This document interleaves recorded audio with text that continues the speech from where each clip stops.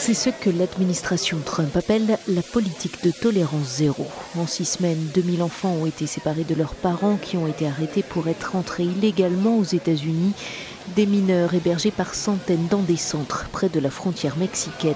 Cette politique, le président l'a justifiée en évoquant l'Allemagne. Dans ce tweet, il affirme que le peuple allemand s'est retourné contre ses dirigeants.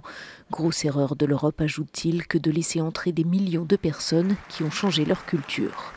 Un discours qu'il tient aussi en conférence de presse.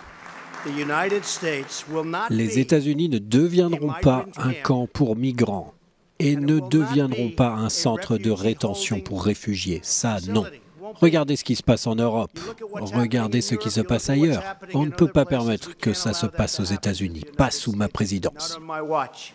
Au siège des Nations Unies, cette séparation des familles indignes, le porte-parole du secrétaire général Antonio Guterres.